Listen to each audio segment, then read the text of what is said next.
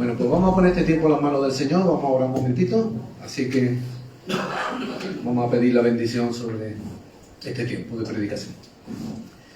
Pues sí, Señor, gracias queremos darte en esta mañana por este tiempo y gracias te damos por el privilegio, la oportunidad que tenemos, Señor, de que podamos congregarnos en tu santo nombre y tú sabes el propósito que nos trae aquí, adorarte y alabarte.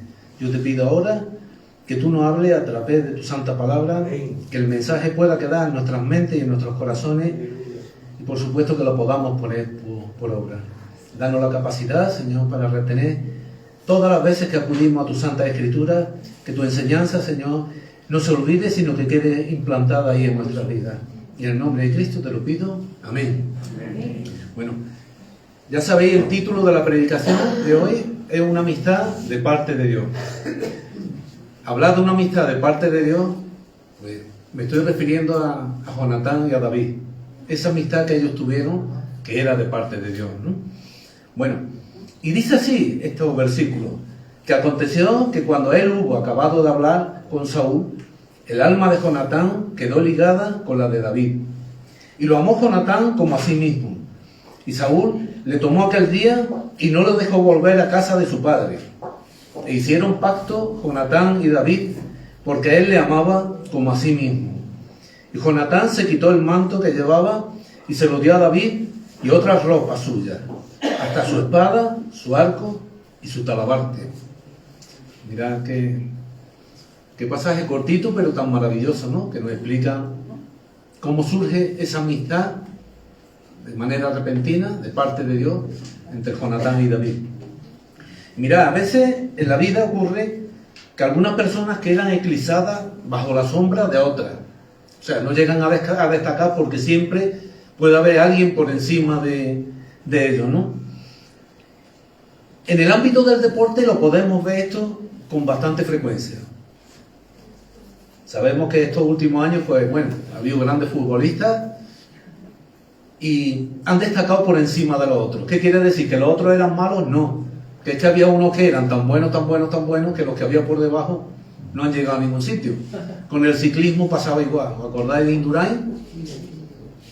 Indurain llegó a lo más alto y no es que no hubiera ciclistas buenos, que lo había, pero la verdad es que los pobres poco tenían que hacer en la etapa de Indurain, ¿no? Pues por eso digo, y he puesto el ejemplo esto del deporte, porque es un ejemplo de lo que le ocurrió a Jonatán. Mirad, a Jonatán le ocurrió esto, pero le ocurrió con su padre. Y le ocurrió porque los dos estaban unidos, muy unidos, su padre y él. Pero claro, el que tenía la fama, la gloria, la fuerza era el padre, no era su hijo, ¿no? Y la verdad es que poco sabemos de Jonatán, poco conocemos de él. Lo único, así a grosso modo, lo único que sabemos es que era un fiel amigo de David, íntimo, un amigo, y ya está, pero poco más. Y que lo mataron, ya está. Yo creo que básicamente a grosso modo esa es la idea que tenemos de Jonatán, ¿no? Y como decía antes, quizás la sombra de Saúl sobre su hijo, la grandeza que llegó a tener el rey Saúl sobre su hijo, pues nos puede llevar a tomar una postura de indiferencia, ¿no? O de no mostrar interés y que no nos importe en absoluto pues conocer quién era Jonatán. Aparte de lo que hemos dicho, un amigo de David, poco interés podemos tener en aprender más de él. Pues bueno, yo voy a leer, de todas maneras voy a decir una cosa, para aprender de Jonatán lógicamente hay que ir a la Sagrada Escritura. Yo tengo muchos versículos, entonces no podemos ir, porque sería una pérdida de tiempo grande. Yo me gustaría que me escucharais y yo voy leyendo pasajes, ¿vale? Pero si los queréis comparar en vuestra casa, si queréis mirar esta historia de Jonatán y de David, pues en los libros de Primera de Saúl y Segundo de Saúl, ahí aparece toda la historia. De Samuel, perdonad, Saúl he dicho, perdonad, Samuel. Pues ahí aparece toda la historia. Mira, voy a empezar a leer el Segundo Samuel, capítulo 1, versículo 23. Y aquí nos dice la unión que había entre ese padre y ese hijo. Por eso os decía que uno de los motivos por el que no sabemos gran cosa de Jonatán es porque el padre, la sombra del padre siempre planeó por encima de la suya, que era por encima de la de su hijo, ¿no?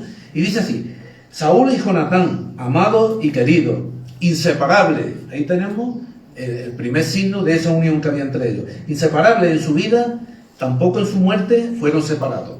O sea, Vivieron una vida íntima, padre e hijo muy unidos siempre, ¿no? Y en esa unión, que es lo que os estoy compartiendo, quien más resaltó, la persona que más resaltó en esa unión fue Saúl, por supuesto, ¿no? Que era el rey. Sobre la muerte, hemos visto en este versículo que no solamente vivieron íntimamente unidos, el padre y el hijo, sino que fueron inseparables, sino que hasta en la muerte también murieron juntos. Que el rey Saúl murió en la guerra con los filisteos, y el mismo día pues murieron sus hijos, Jonatán, Abinadab y Malquisua, otros dos hijos que tenía aparte. Murieron todos con su padre. Y mirad, hay ocasiones en que la palabra de Dios nos habla de una manera clara y sencilla, y podemos aprender con mucha facilidad. Y no tenemos mucha necesidad de escudriñar mucho en la Biblia para aprender de ella o resolver alguna duda que podamos tener, porque hay cosas que son tan sencillas que no nos cuesta trabajo. O para conocimiento de algo en concreto, para cualquier motivo. A veces las escrituras son muy claras, porque en las escrituras tenemos pasajes que nos pueden enseñar muy directamente y de una manera, como digo, muy fácil y muy sencilla. Pero luego, sin embargo, hay otros temas, otras cosas que son más complicadas, son más complejas, ¿no? Y entonces pues nos hace falta profundizar mucho en la palabra de Dios, buscar, ir de un sitio a otro, cotejar la escritura, un libro con otro, un versículo con otro. Porque os digo que eso, que a veces podemos estar mirando algo y es muy sencillo, lo único que nos falta es una flecha diciendo, ahí está la respuesta. Pero otras veces tenemos que buscar, tenemos que ir a los comentarios, tenemos que mirar detenidamente y escudriñar, y como se usa esta palabra, rumiar, ¿no? Lo que hacen los animales, darle vuelta a las cosas hasta que aprendemos la enseñanza, ¿no? Y como digo, a veces es necesario que vayamos a la escritura de esa forma, ¿no? Mirando en un sitio, mirando en otro, hasta que podemos conformar ese gran bosque que son las sagradas escrituras, que es la palabra de Dios. No nos podemos fijar en un árbol, sino tenemos que mirar el bosque entero, ¿no? Otra cosa que debemos de tener en cuenta es que al ser una palabra viva siempre nos está hablando y siempre nos está enseñando. Un mismo pasaje o una porción bíblica podrá tener una aplicación diferente en nuestras distintas etapas o fases de nuestra vida. O sea, un pasaje, un texto bíblico nos puede hablar de una manera mientras somos jóvenes y de manera distinta cuando somos más mayores. Pero aquí estoy hablando de aplicación y no de interpretación, ¿eh? No quiero que me vayáis a malinterpretar esto. La interpretación bíblica es siempre la que es. Eso no cambia. Ahora, la aplicación sí puede cambiar en función de nuestro estado o del momento que estemos atravesando. Entonces, me gustaría que diferenciáramos entre eso, entre la aplicación de la palabra de Dios, y la interpretación. La interpretación, como digo, no olvidarlo. Siempre es la misma, la aplicación va en función de aquello que el Señor quiere que veamos en un momento determinado de nuestra vida. Y hoy pues, me gustaría que nos centráramos en la persona de Jonatán, como decía al principio. Y a la pregunta de que quién era Jonatán, podemos decir lo siguiente. Mirad, ahora empieza lo interesante. Vamos a ver ese personaje tan desconocido, a veces, ¿no? Y a mí me gustaría resaltar 7 cualidades que había en este hombre, Jonatán. La primera era que además de ser el primogénito del rey, o sea, el príncipe era también, por lo tanto, el heredero al trono.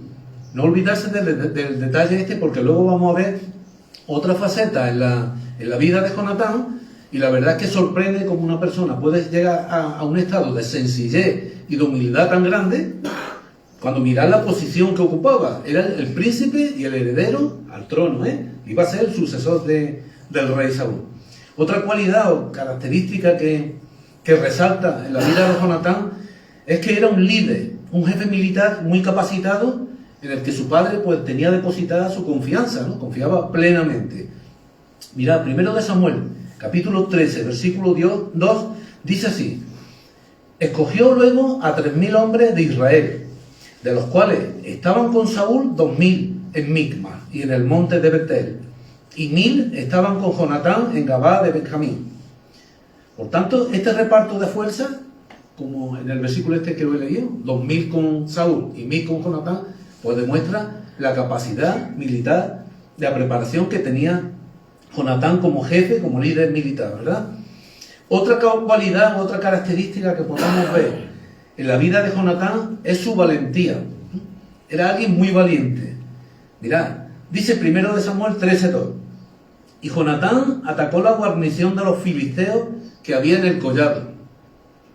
Eso así a simple vista no dice mucho. Bueno, un collado es una colina, es una montañita.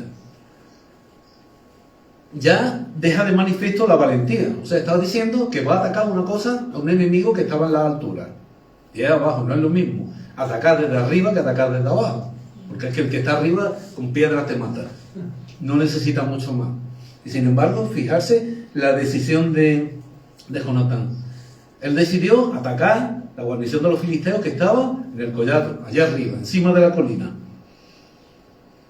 Y como digo, no es lo mismo abajo que arriba. No es lo mismo.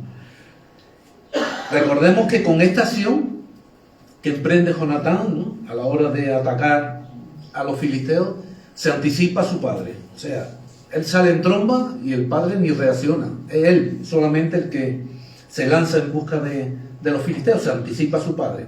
A pesar de que, como hemos visto, como decía antes, el padre tenía el doble de fuerza que él. El padre tenía 2000 hombres y Jonatán 1000. Pero aún así, la osadía de Jonatán hizo que se lanzara adelante al collado donde estaba la posición de los filisteos. Y con esta acción, Jonatán lo que provoca es que los filisteos, claro, fueron derrotados, pero claro, con esa acción de Jonatán, lo que hace es que los filisteos pues llamen más fuerza y lleguen a juntarse un poderosísimo ejército, muy grande, que los superaban tremendamente, y el hecho de que los filisteos llegaran a formar un ejército tan gigantesco y poderoso, pues hizo que los hombres de Israel, que muchos desertaran y que otros se escondieran, y que los pocos que llegaron con Saúl y con Jonatán, estaban aterrorizados completamente, estaban muertos de miedo. Mirad, nos dice la Escritura en 1 Samuel 13, versículos 6 y 7, mirad qué miedo tenía Israel. Se escondieron en cuevas, en fosos, en peñascos, en rocas y en cisternas. Los que quedaron con Saúl iban tras él temblando. O sea, todos se escondieron, desertaron, y los pocos que quedaron estaban temblando de miedo. Así se encontraba el ejército de Israel, el ejército del rey Saúl. Y por supuesto también las tropas que había con Jonatán, no lo olvidemos. Saúl y Jonatán, ya menores, con una fuerza menor, porque como he dicho, se le había desertado tantísima gente, pues se encontraban en esas condiciones de inferioridad, ¿no? Y los filisteos, en cambio, estaban muchísimo más armados, más y mejor armados. Y encima, muchísimo más numerosos que ellos. Y nos dice la Escritura que acamparon los filisteos en Misma, dispuestos a presentar batalla. Pero me gustaría que recordáramos un detalle. Y es que Israel no tenía armas. Cuando deciden de enfrentarse a los filisteos, están desarmados.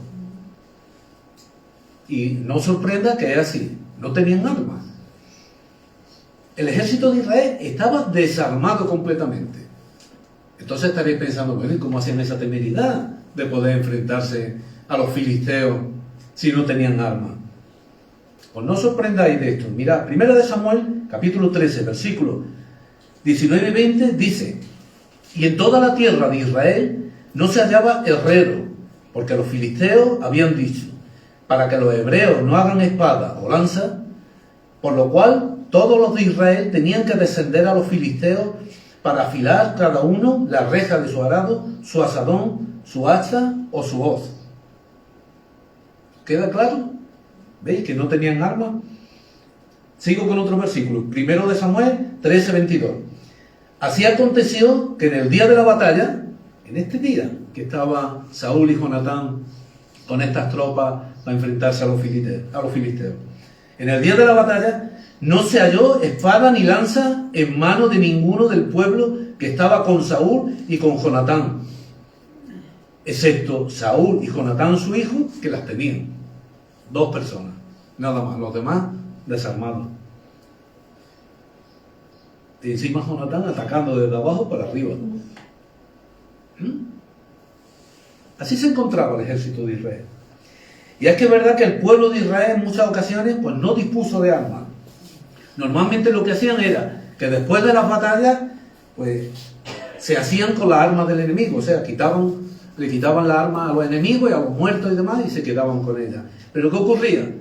Que cuando Israel se apartaba de Dios y cualquier otro país los conquistaba, lo primero que hacía el enemigo era desarmarlo, porque sabían que Israel era un pueblo bastante belicoso, bastante guerrero.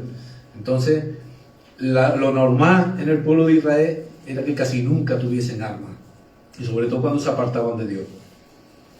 Por eso debemos entender esto, que en ocasiones estaban haciendo la guerra desarmados completamente.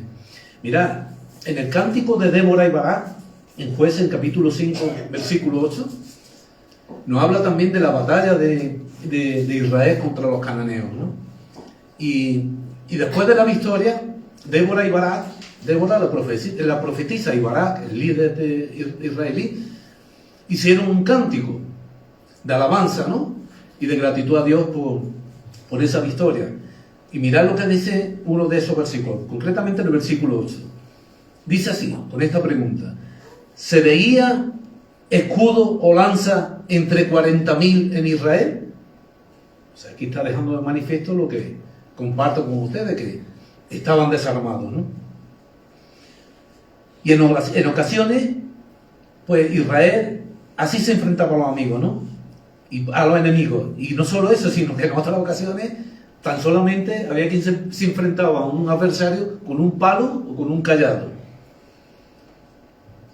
Mirad que hay que tener valor, desde luego, para enfrentarse a alguien que está armado pues con un palo nada más, ¿no? Pues muchas veces sucedió eso. Mirad, hay un relato en la Santa Escritura en el que se habla de los valientes de David. Un pasaje que me gusta mucho hablar de él, en el cual pues la palabra de Dios nos habla del tipo de hombre que tenía David en su ejército, ¿no? Y había un grupo muy selecto que eran hombres súper valientes, ¿no? Y cuando da esa lista de los valientes de David, ahí habla de las hazañas de muchos de ellos, ¿no? Y habla sobre todo también de un hombre, de Benaía, hijo de Joiada, que fue el jefe de la guardia personal, de los secreteros y los peleteos, de la guardia personal que tuvo el rey David. Y mirad, de Joiada dice que una vez mató a 2 leones de Moab, y otra vez dice que se metió en un foso es un agujero en el suelo, cuando estaba nevando porque había un león, para matarlo.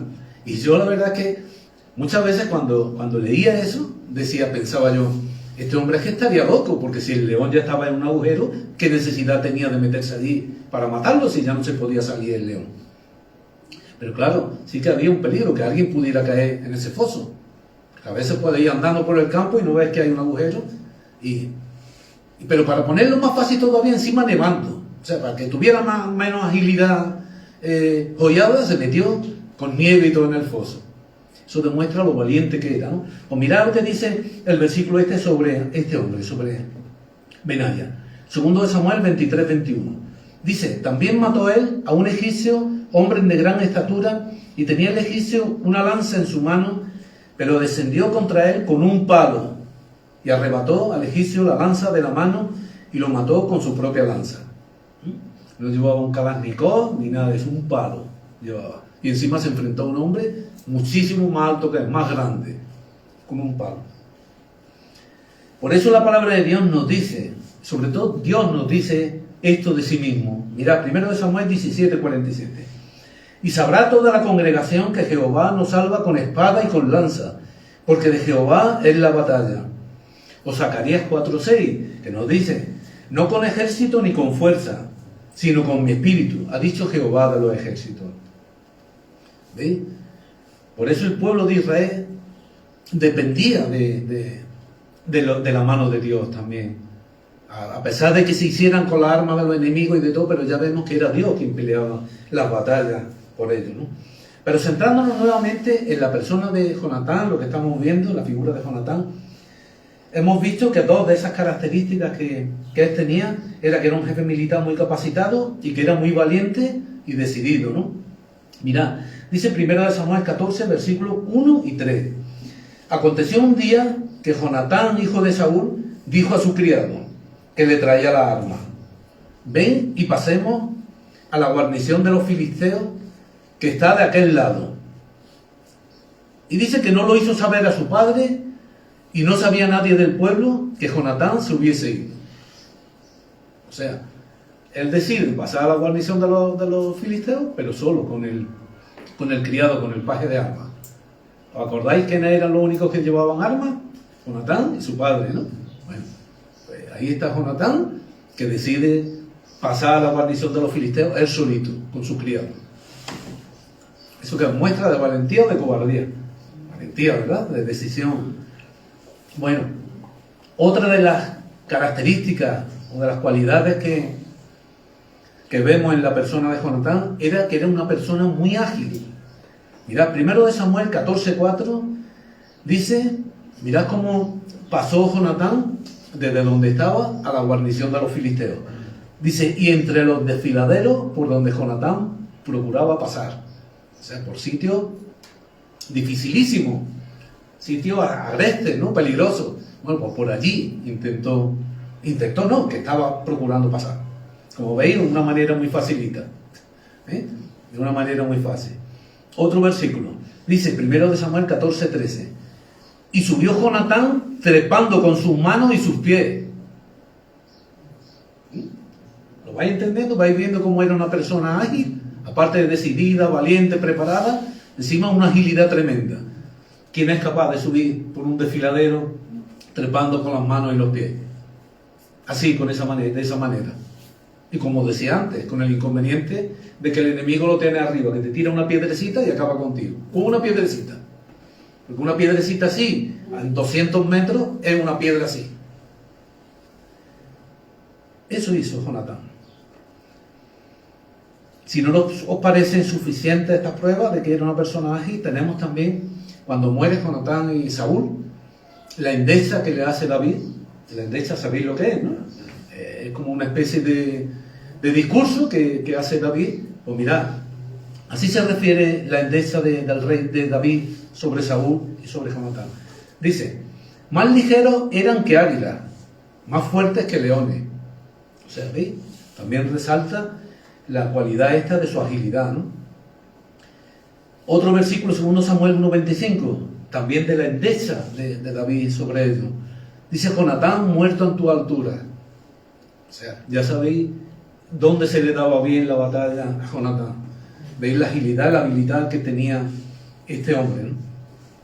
Y la verdad es que la agilidad es una cualidad que se salta bastantes veces en la Biblia. Nos puede parecer algo sin importancia o algo... Bueno, a mí que me importa que Jonatán fuera una persona ágil. Pues, sin embargo, la Biblia lo habla, no solamente de él, sino de otros muchos. Habla incluso de fuerzas que tenían los de Israel, que eran zurdos. Y bueno, ¿qué importancia tiene que fueran zurdos o diestros? Pues cuando lo pone la palabra de Dios, algún significado, alguna enseñanza tienen para nosotros. Claro, seguro, si no... Mirad, precisamente sobre la importancia de la agilidad. Mirad, hay un versículo en 2 Samuel 2:18, y esto nos habla cuando la casa de Saúl está en lucha contra David, ¿no? Y habla de que el general que tenía Saúl, Abner, mató a un hermano de Joab, a Asael. Y dice la palabra de Dios que Asael era ligero de pies como una gacela. También hace una mención a la agilidad de esta persona. Algún propósito hay cuando la palabra de Dios no habla así, ¿no?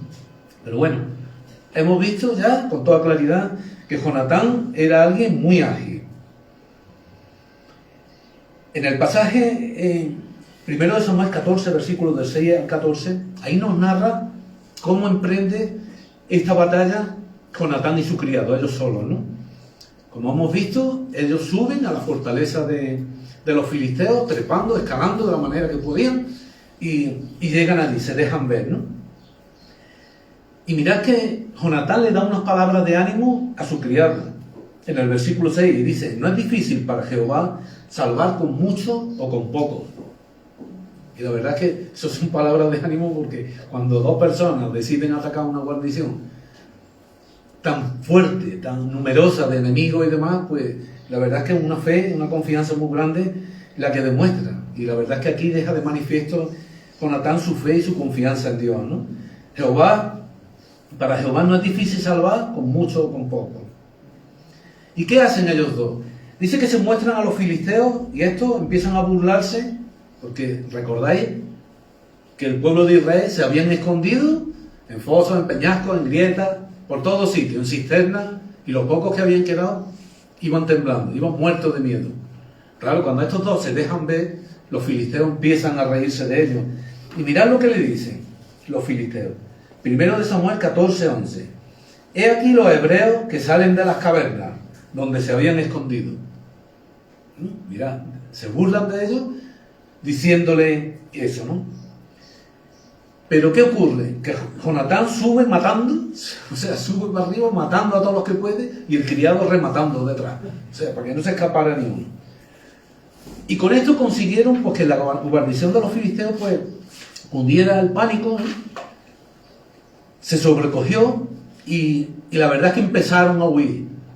O sea, hubo una consternación grandísima dentro del campamento de los filisteos a raíz de este ataque.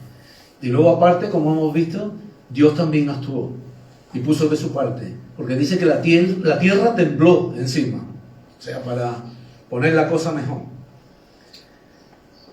La tierra tembló. Saúl se da cuenta de que algo está pasando en el campamento de los filisteos y claro, y lo primero que piensa es, bueno, ¿quién está atacando a los filisteos si los pocos que estamos aquí? Entonces pasa revista y se da cuenta que es su hijo el que falta. Entonces eso provoca pues que Israel salga en pos de los filisteos y decidan atacarlos. Y empiezan a acabar con todo ello. Pero nos dice la palabra de Dios que Saúl puso en un apuro a los hombres de Israel porque los juramentó que no comiesen hasta que hubieran acabado con todos los filisteos. Y los pobres pues ya iban un poco cansados, desfallecidos de todo el día luchando. Y Jonatán, como no estaba en ese momento con su padre, él estaba con el criado porque fueron los primeros que empezaron esta gesta, pues él no escuchó nada sobre el juramento de su padre, ¿no? Que había dicho que si alguno comía antes de acabar con todos los filisteos que moriría. ¿Y qué pasa? Que dice la escritura que pasaron por un campo donde estaba la miel en la superficie y Jonatán con una vara pues cogió una poca de miel y comió. Y dice que se le fueron abiertos los ojos al gustar de la miel. Claro, se recuperó un poco de lo extasiado que estaba del combate. Entonces la gente le dijo, mira, tu padre dijo que el que probara el alimento que debía de morir. Sin embargo, mirad lo que dice Jonatán. Primero de Samuel 14:29. Mi padre ha turbado al país.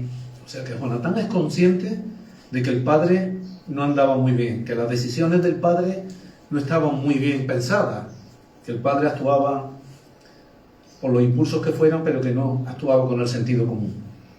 Entonces, ¿qué ocurre? Que Saúl se entera que su hijo había probado la miel y quiere matarlo, ¿sabes? Por haber roto el juramento que el hijo desconocía. Mirad lo que nos dice 1 Samuel 14:45. Entonces el pueblo dijo a Saúl, ¿ha de morir Jonatán, el que ha hecho esta grande salvación en Israel? No será así, vive Jehová, que no ha de caer un cabello de su cabeza en tierra, pues que ha actuado hoy con Dios. Así el pueblo libró de morir a Jonatán. Mira que salió el pueblo en defensa de Jonatán.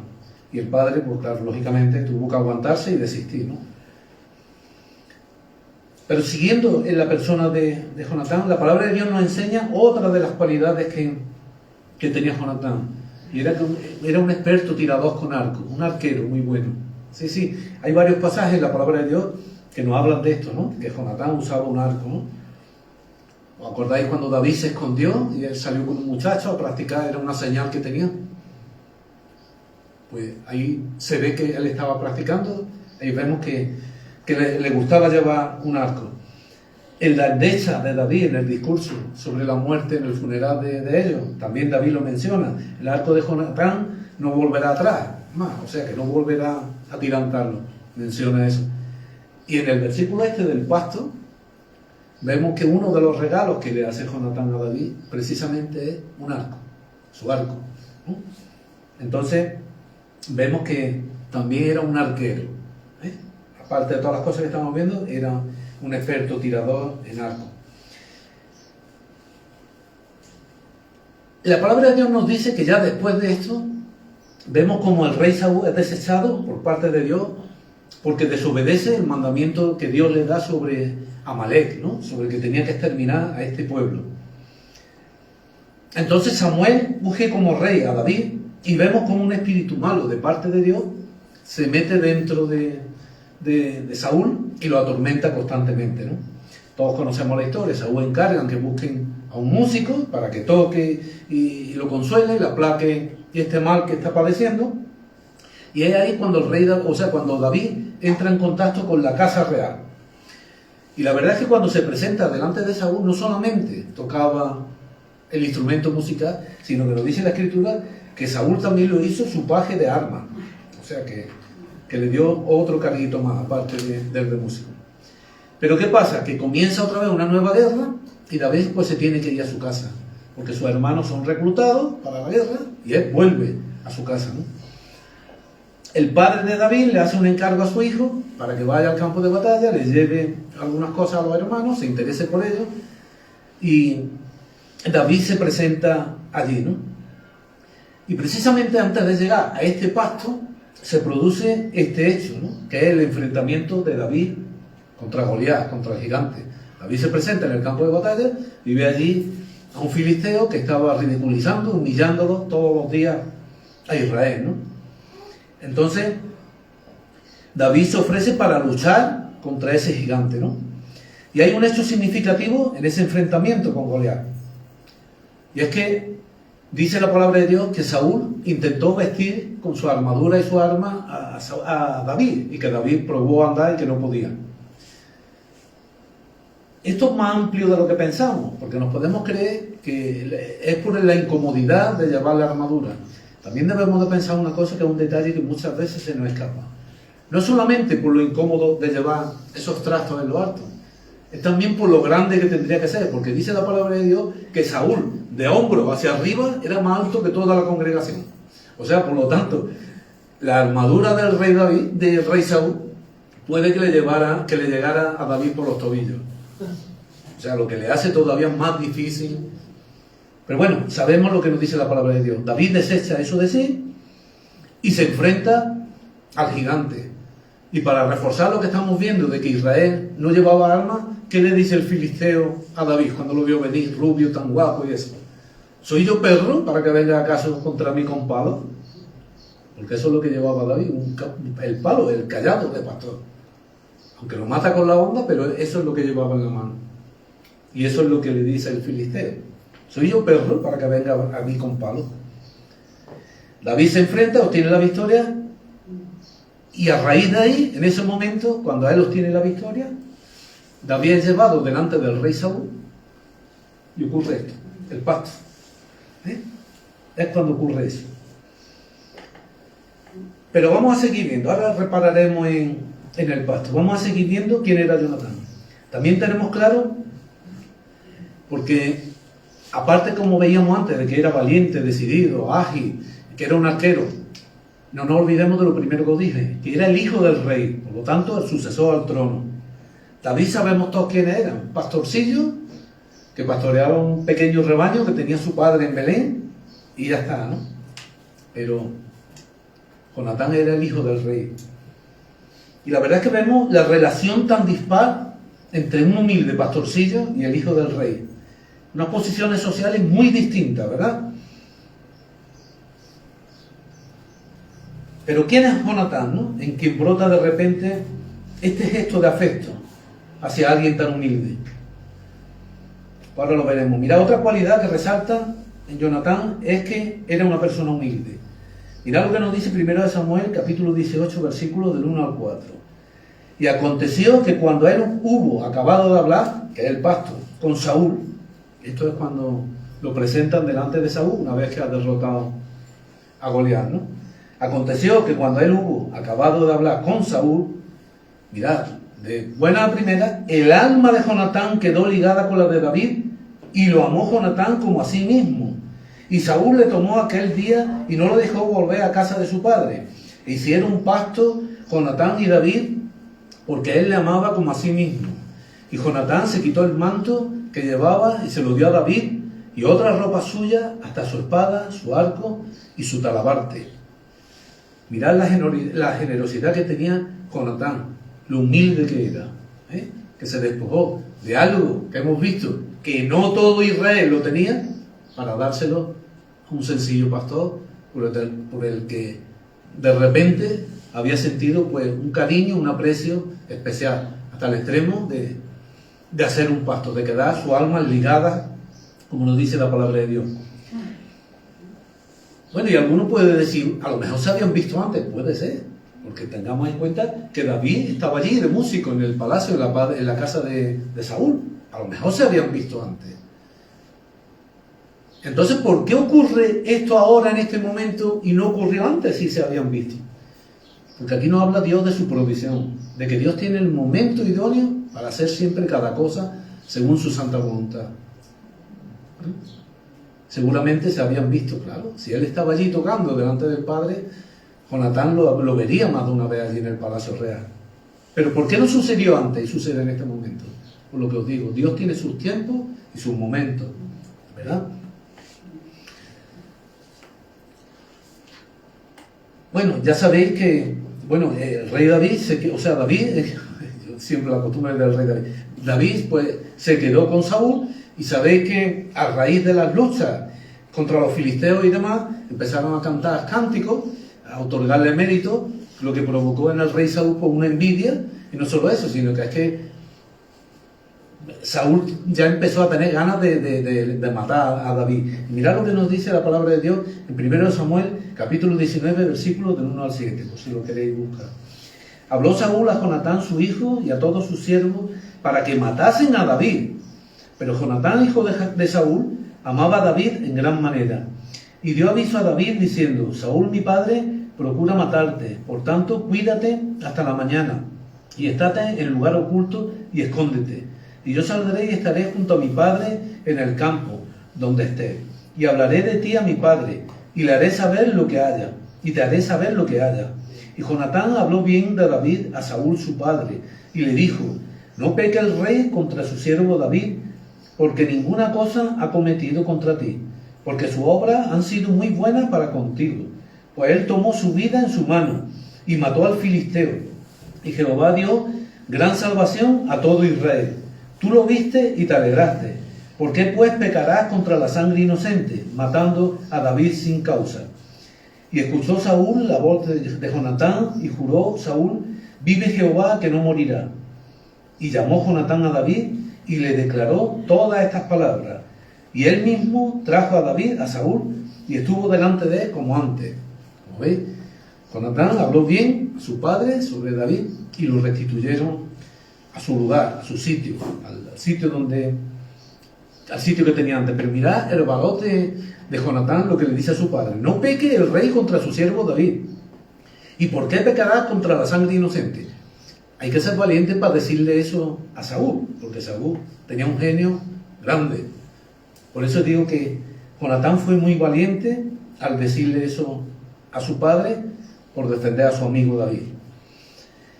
Pero al poco tiempo, como sabemos, David vuelve a la andada, sigue intentando matar a David, es algo irresistible, no lo puede evitar, y sabemos que nos dice la palabra de Dios que hasta en 3 ocasiones pues Saúl le tira una lanza a David allí en el palacio para matarlo. Lo que pasa es que David la puede evadir hasta en 3 ocasiones. David entiende que no puede seguir así, porque tarde o temprano pues va a morir, ¿no? Y huye, ¿no? Otra cualidad que vemos en Jonatán es que era un hombre de honor, la 7ª cualidad. Y podríamos leer capítulos de 1 Samuel capítulo 20, pero son 42 versículos y es mucha palabra de Dios. Pero sí me gustaría de verdad, si pudierais, leerlo en vuestra casa. Porque sabéis una cosa, lo poco que conocemos de Jonatán, como decía antes, es gracias también, es causado aparte porque era el padre el que se llevaba toda la gloria, todas las cosas. Pero también hay muchas cosas que no conocemos de Jonatán porque no leemos la Biblia. Es así de claro. Este capítulo 20 de 1 Samuel tiene 42 versículos. Mirad todo el rato que llevo hablando de versículos y estamos aprendiendo de Jonatán. Pero pues ahí hay un capítulo con 42 versículos que sigue hablándonos de cosas de Jonatán, de quién era, de lo que hacía, del aprecio que tenía, de esa amistad de parte de Dios que tenía contra David. No lo vamos a leer, pero como os digo, podéis leerlo para que veáis. Primero de Samuel 23, 15 al 18 dice: viendo pues David que Saúl había salido en busca de su vida, se detuvo en Ores, en el desierto de Zif. Entonces se levantaron Jonatán, hijo de Saúl, y vino a David a Ores y fortaleció su mano en Dios, o sea, le dio ánimo, a pesar de que estaba siendo perseguido por el rey Saúl. Y le dijo: no temas, pues no te hallará la mano de Saúl mi padre. Y ahora llega lo bonito. Mirad lo que le dice, Acordaros que era el heredero al trono. Y mirad lo que le dice a un simple pastorcillo. Y tú reinarás sobre Israel. O sea, tú vas a ocupar el puesto que me pertenece a mí. Va a ser para ti. Y no me da envidia que sea para ti. Y yo seré segundo. Todo eso le dice. Humildad. Yo seré segundo después de ti. Y no solamente deja ahí la cosa, sino que dice que aún Saúl, mi padre, así lo sabe. Y ambos hicieron pacto delante de Jehová, y David se quedó en Ores y Jonatán volvió a su casa. Pero Saúl sigue empeñado en querer matar a David, una y otra vez. Lo intenta una vez, pero David le perdona la vida. Se cambiaron los papeles.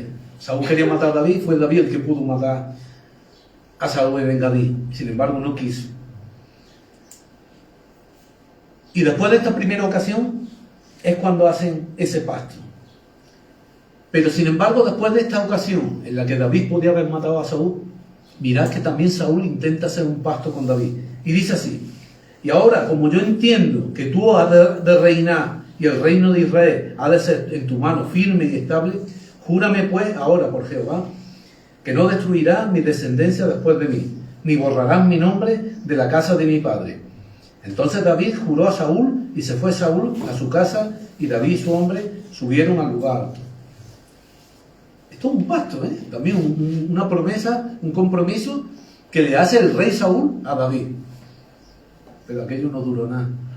Al momento estaba otra vez con ganas de matar a David y buscándolo para matarlo. Saúl se arrepentía y a poco tiempo otra vez con eso en su corazón, ese deseo. Y ya pues David no tiene más remedio que refugiarse entre los filisteos, y estuvo allí 16 meses, y es en este tiempo cuando la guerra con los filisteos y Israel, pues que los filisteos matan a Saúl y a Jonatán, mueren ambos, ¿no?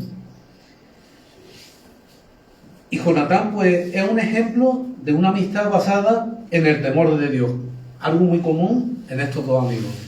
Hemos visto que Jonatán era temeroso de Dios, y de David no nos queda ninguna duda que era también alguien que temía a Dios. Y esa amistad estaba basada en ese principio. Era una amistad que venía de parte de Dios. Este tipo de amistad es algo que Dios aprueba, es algo que Dios aprueba, que le gusta, porque viene de parte de Dios y es de Él. Y cuando Dios procura esa amistad entre dos personas, cuando liga sus armas, porque esto no es una cosa exclusiva de aquel tiempo, esto ha sucedido a lo largo de todos los tiempos, entre muchos cristianos, porque esto es algo que no es nuestro, es algo que viene de parte de Dios. Y este amor, este ligar la alma del uno con el otro, cuando viene de Dios, asemeja al amor de Cristo por la iglesia, ¿no? Que dio su vida por ella. Pues este amor entre David y Jonatán es así. Es un amor en el que están dispuestos a dar la vida uno por el otro. Hemos visto, bueno, y antes os decía que leáis el capítulo 20, la de veces que intercede Jonatán ante su padre, ante el asesino de su padre, ¿no? Interviene una y otra vez, pidiéndole clemencia que no mate a David. Y os acordáis lo que os decía hace un momento. David tuvo que eludir por 3 veces la lanza que le lanzó Saúl. Pero es que ya Jonatán llegó a enfadar tanto al padre, suplicándole por su amigo, que el propio padre también se la tiró a su hijo. O sea que también expuso Jonatán su vida por esa amistad de parte de Dios. Esta amistad es un pacto entre dos personas para estar unidos mientras vivan. ¿Acordaron? Alguien me dijo una vez que cuando no nos tengamos lo uno al otro, siempre tendremos al Señor. La verdad es que esto es lo que ocurrió con estos dos amigos. Hubo un momento en que quedó tan solo uno, porque el otro murió. Y el único consuelo que le quedó a ese amigo, a David, ya fue Dios, ¿no? La amistad de Jonatán y de David tuvo un final, pero ambos cumplieron ese pacto entre ellos. Este tipo de amistad tiene un precio y es renunciar a la comodidad por el bien del otro. Ya lo habéis visto. Ya habéis visto las consecuencias que le acarreó a Jonatán esa amistad. Aparte de las que ya voluntariamente de por sí él hizo, como desprenderse de estas cosas valiosas que nos dice el pacto, ¿no? Es un pacto de ayuda mutua. ¿Estaríamos dispuestos nosotros a ayudar a alguien así de esta manera? ¿Aun a costa de salir perjudicados, de tener consecuencias? ¿Aun a costa de que también nos tiren lanza a nosotros? Porque muchas veces nos puede pasar, o nos ha pasado, que hemos intentado ayudar a alguien y hemos salido también lanceados nosotros. Pero ese es el precio de esa amistad, sobre todo cuando viene de parte de Dios. Esto no es algo que se lleva a cabo por decisión humana, no es una decisión que digamos, bueno, pues yo voy a ser muy amigo de Jesús y ya está, Esto es algo que viene de parte de Dios. Mirad que ahí el sentimiento nace en Jonatán, que empieza a amar a David, pero vemos que como luego es algo mutuo. Y es más, hay pasajes en el cual demuestra incluso que David supera en amor a Jonatán, diciendo que lloraba más cuando se separaron. David lloró más que Jonatán, ¿no? Esto viene de parte de Dios. Es verdad que la palabra de Dios nos dice que el hombre que tiene amigos ha de mostrarse amigo, y amigo hay más unido que un hermano. Es verdad, eso es cierto, pero esa es la amistad común. Pero este tipo de amistad de parte de Dios, es Dios quien liga la alma de las dos personas. Para esto hay que estar dispuesto, por supuesto, porque si no hay compromiso, nosotros nunca podremos dar un paso como el de Jonatán y el de David. Esta es la amistad que aprueba Dios.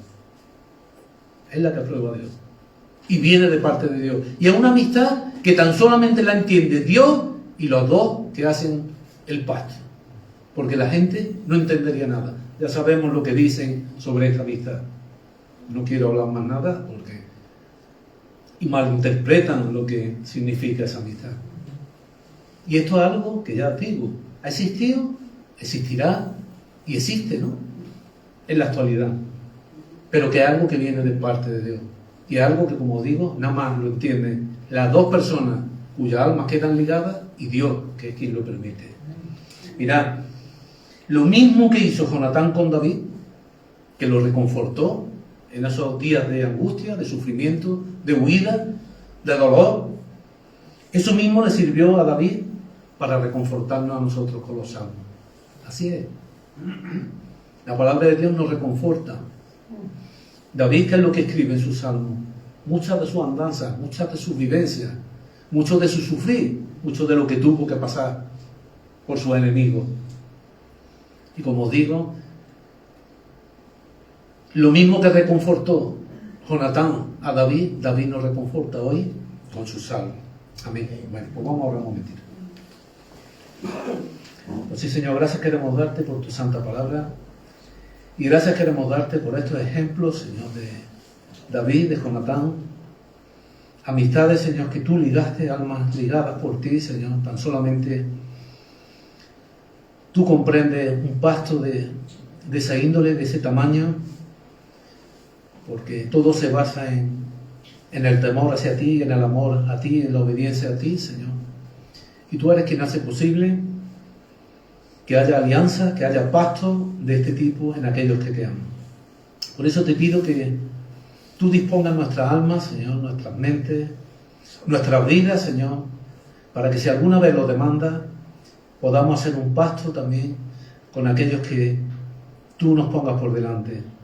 Que nuestras almas puedan quedar ligadas, Señor, en obediencia, en temor y en amor a ti, Señor. Que todo sea para gloria tuya. En el nombre de Cristo te lo pedimos. Amén. Pues que el Señor bendiga.